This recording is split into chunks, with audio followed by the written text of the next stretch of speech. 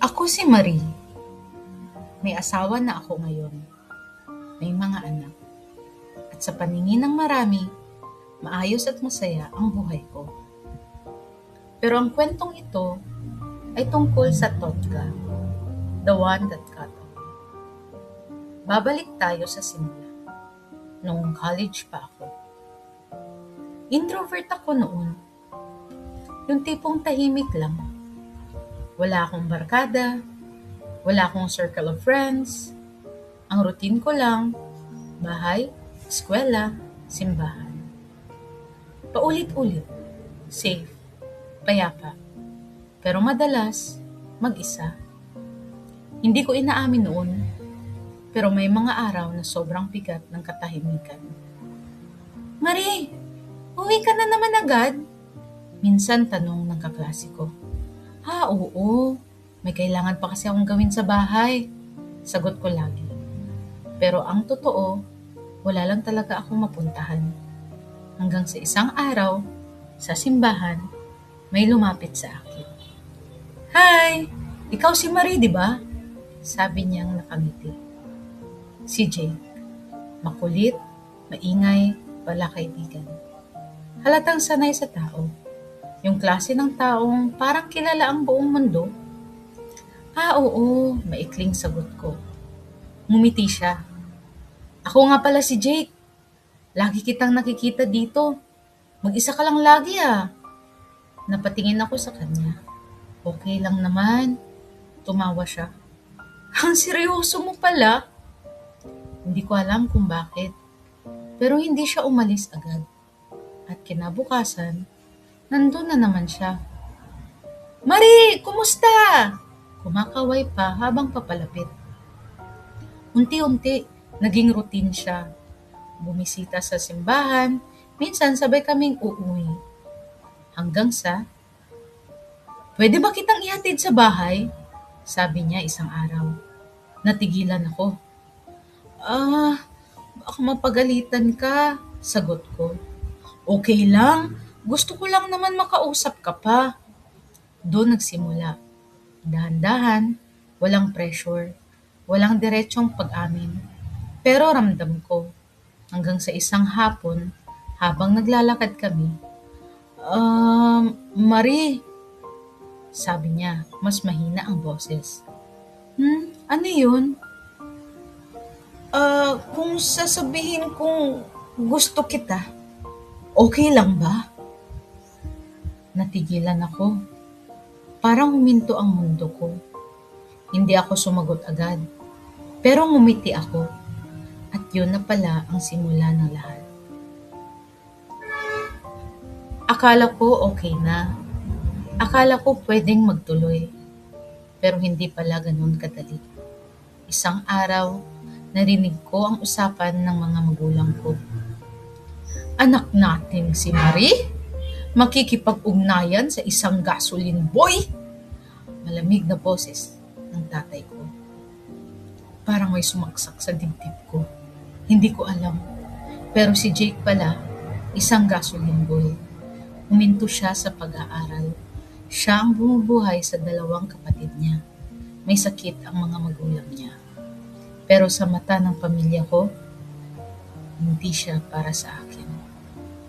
Galing ako sa Maykaya, private school, maayos ang pangalan ng pamilya.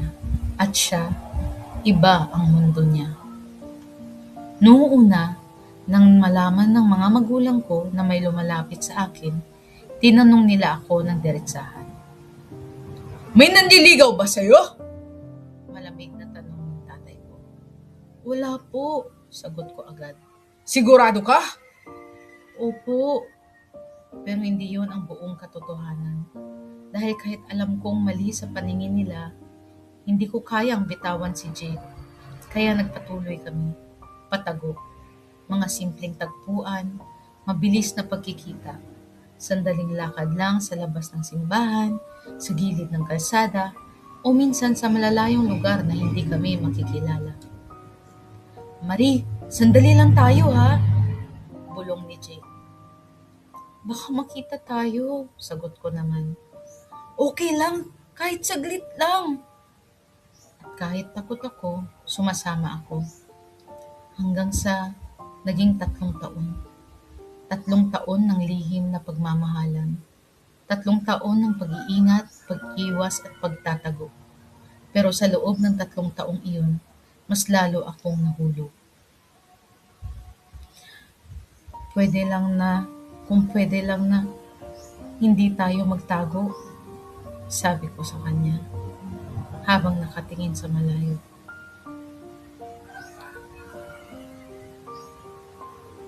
Hindi pa pwede, sagot niya. Hanggang kailan? Ang sabi ko naman. Hindi kami makasagot sa isa't isa. Hanggang sa isang araw, may nakapagsumbong. Hindi ko alam kung sino. Basta't isang gabi, galit na galit ang tatay ko. Sinungaling ka, Marie! Sigaw niya. Nanlumo ako. Dad, hindi ko po sinasadya. Hihinto ka na sa pag-aaral at iuuwi ka na namin sa probinsya! Sigaw niya. At doon nagsimulang gumuho ang lahat. Sa gabi ng pag-impake ko, sinubukan akong itanan ni Jake.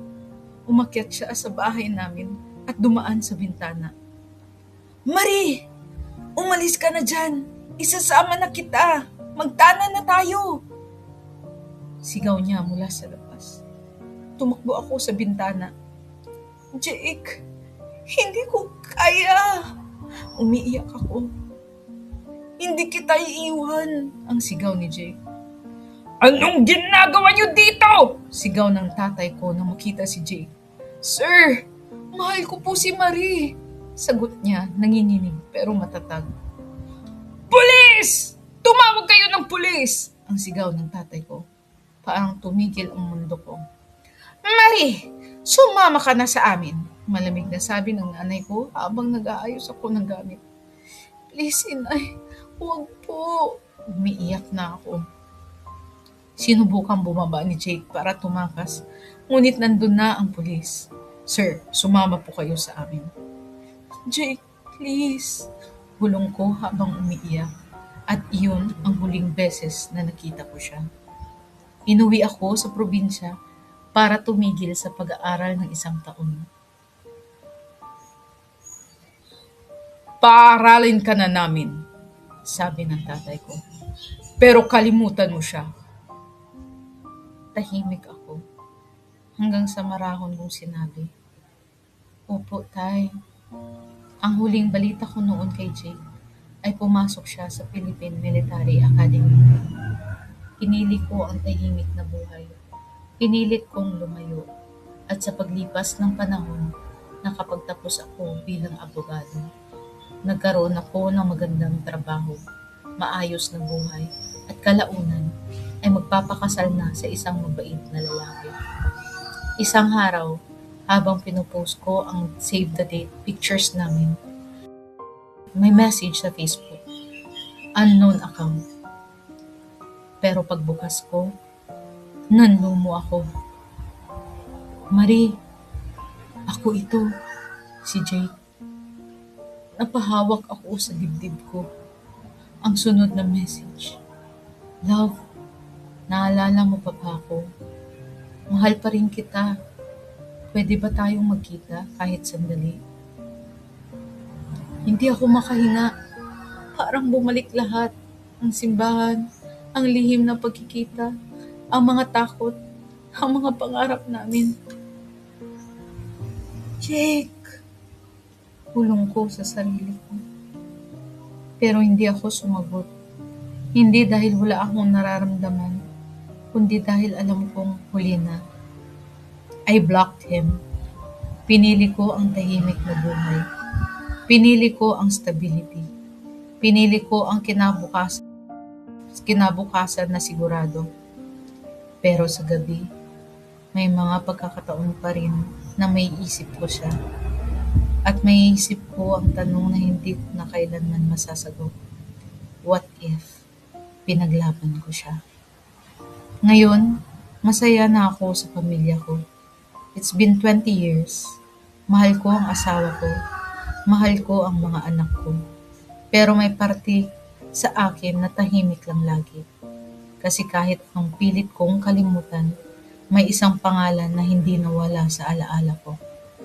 Jake. At siguro, ganun talaga ang Totga. The one that got away. Hindi mo siya kasama sa ending mo.